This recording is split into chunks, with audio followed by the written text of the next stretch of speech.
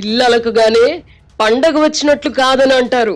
ఆంధ్రప్రదేశ్లో ముఖ్యమంత్రి చంద్రబాబు నేతృత్వంలో కూటమి ప్రభుత్వం ఏర్పడింది. ప్రజాస్వామ్యంలో పాలకులు ఎలా ఉండకూడదో మాజీ ముఖ్యమంత్రి జగన్ రెడ్డి అండ్ కో రుజువు చేసినందున తెలుగుదేశం, జనసేన, బీజేపీ కూటమి ఎమ్మెల్యేలుగా ఎన్నికైన వారు బాధ్యతతో మెలగాలి. జగన్ కు వ్యతిరేకంగా ప్రజలు కసిగా తీర్పిచ్చినందున ముఖ్యమంత్రి చంద్రబాబుతో పాటు మంత్రుల వ్యవహార శైలిని ప్రజలు నిశితంగా గమనిస్తుంటారు. అధికారం బాధ్యత మాత్రమే అని తెలుసుకుంటే మంచిది. తమకు 11 సీట్లు మాత్రమే ఎందుకొచ్చాయో గుర్తించి దిద్దుబాటు చర్యలు తీసుకోవడానికి అధికారంలో ఉన్నప్పుడు ఉన్మాదంగా వ్యవహరించిన జగన్ అండ్ కో సిద్ధపడడం లేదు. కనుక వారి విషయం ప్రజలే తేల్చుకుంటారు. శాసనసభలో దారుణంగా అవమానించబడిన చంద్రబాబు సభను బహిష్కరించి ముఖ్యమంత్రిగానే మళ్లీ సభలో అడుగు పెడతానన్న తన శపథాన్ని నెరవేర్చుకున్నారు. నాటి ఆయన ధర్మాగ్రహాన్ని ప్రజలు అర్థం చేసుకుని దీవించారు.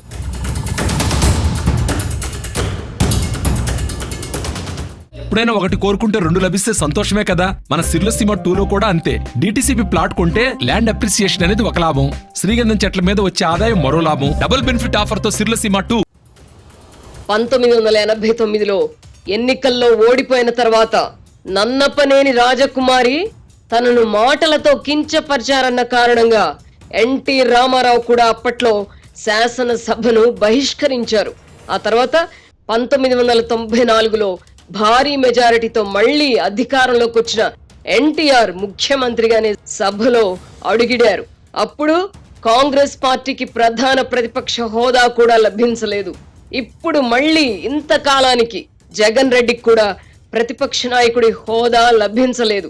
అయినా ముఖ్యమంత్రి చంద్రబాబు నాయుడు విర్రవేగకుండా శాసనసభ్యుల ప్రమాణ స్వీకారం సందర్భంగా జగన్మోహన్ రెడ్డికి సముచిత గౌరవం కల్పించారు. కానీ జగన్ రోత మీడియా మాత్రం ఆయనను అవమానించారంటూ వార్తలు బండి మార్చి తన బుద్ధి పోనిచ్చుకోలేదు. తనకు తగిన గౌరవం ఇచ్చిన జగన్ మాత్రం హుందాగా వ్యవహరించలేకపోయారు. శాసనసభ సభ్యుడిగా ప్రమాణం చేసిన వెంటనే సభలో కూర్చోకుండా వెళ్లిపోయారు.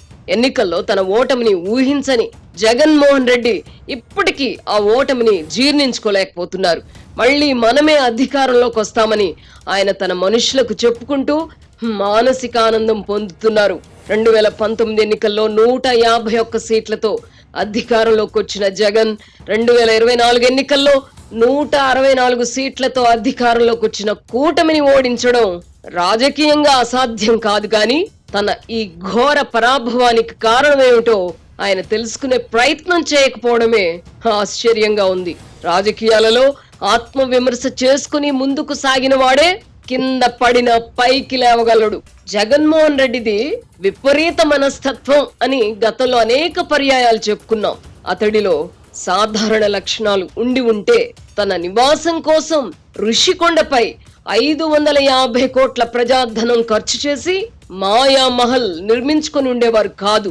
ఆ భవనాన్ని సొంత డబ్బుతో నిర్మించుకుని ఉంటే ఎవ్వరికి అభ్యంతరం ఉండేది కాదు.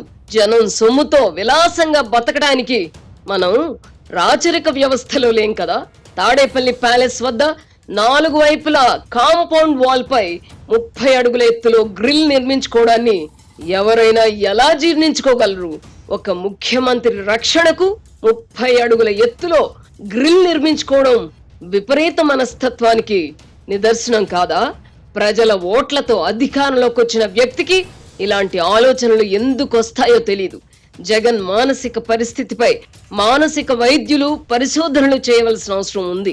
తాను నివసించినా నివసించకపోయినా ఊరికో ప్యాలెస్ నిర్మించుకోవడం జగన్ రెడ్డి నైజం.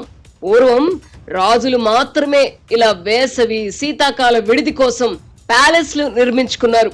తానొకటి తలిస్తే దైవం మరొకటి తలిచిందన్నట్టుగా ఋషి కొండపై ముచ్చటపడి కట్టించుకున్న ప్యాలెస్ లోకి అడుగు పెట్టకుండానే జగన్ అధికారం కోల్పోయారు.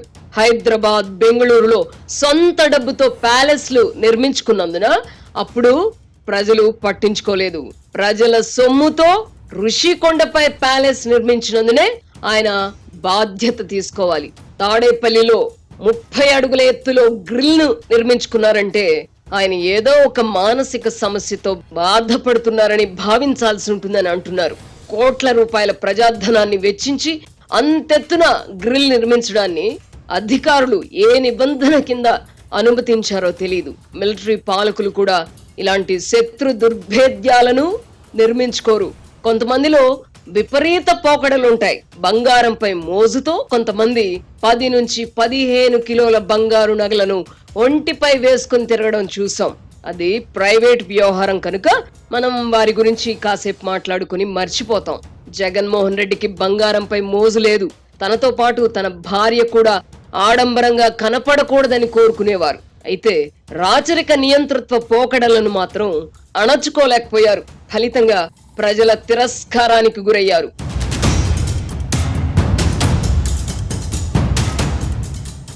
సిర్లసీమ 2 వెంచర్ ని సందర్శించండి. ఇక్కడ అన్ని ప్లాట్లలో మామిడి, శ్రీగంధం చెట్లతో అద్భుతంగా ఉంది.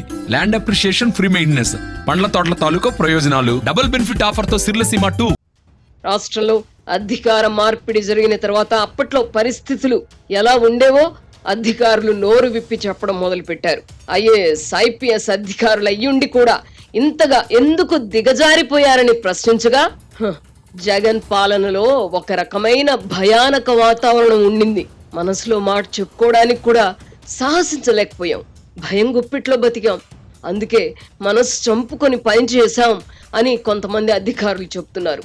మొత్తం మీద జగన్మోహన్ రెడ్డితో పాటు ఆయన కోటరీలో ఉన్న వారి విపరీత మనస్తత్వాల వల్ల అధికార యంత్రాంగం కుళ్ళిపోయింది. తెలంగాణలో కూడా అధికార వ్యవస్థ భ్రష్టు పట్టిపోయింది. ప్రగతి భవన్ పేరిట ప్యాలెస్ ను పోలిన భవనాన్ని నిర్మింపజేసి అందులో నుంచి కాలు బయట పెట్టకుండా కనుసైగలతో రాష్ట్రాన్ని పాలించిన కేసీఆర్ కు తెలంగాణ ప్రజలు తగిన గుణపాఠం చెప్పారు. ఇది జరిగిన తర్వాత కూడా జగన్ అండ్కో జాగ్రత్త పడలేదు. అధికారులు కూడా తమ ధోరణి మార్చుకోలేదు. బటన్లు నొక్కుతున్నందున జగన్మోహన్ రెడ్డి మళ్లీ అధికారంలోకి వస్తారని నమ్మి అడ్డగోలు పనులు చేశారు. ఈ నేపథ్యంలో కుళ్ళిపోయిన అధికార యంత్రాంగంతోనే పని చేయించుకోవాల్సి రావడం ముఖ్యమంత్రి చంద్రబాబుకు కత్తి మీద సాము వంటిదే. ఏ అధికారి ఎంతగా చెడిపోయింది తెలుసుకోవడానికి స్కానర్లు లేవు కదా. అందుకే అధికారుల ఎంపికలో కొన్ని తప్పులు జరిగాయి. అయితే చంద్రబాబుకు ఆప్షన్లు తక్కువ. గతంలో సమర్థులుగా పేరు తెచ్చుకున్న అధికారులు కూడా ఈ 5 ఏళ్లలో చెడిపోయారు. ముఖ్యమంత్రిగా చంద్రబాబు తీసుకున్న నిర్ణయాలు, చేసిన ఎంపికలపై తెలుగు తమ్ముళ్లు నిరసన వ్యక్తం చేస్తున్నారు. జగన్మోహన్ రెడ్డి సృష్టించిన సంప్రదాయం ఆమోదయోగ్యం కాకపోయినా చంద్రబాబు కూడా అలాగే వ్యవహరించాలని తెలుగు తమ్ముళ్లు సోషల్ మీడియాలో రెచ్చిపోతున్నారు. జగన్ తరహాలోనే పాలించే పక్షంలో ప్రభుత్వం మారడం ఎందుకు?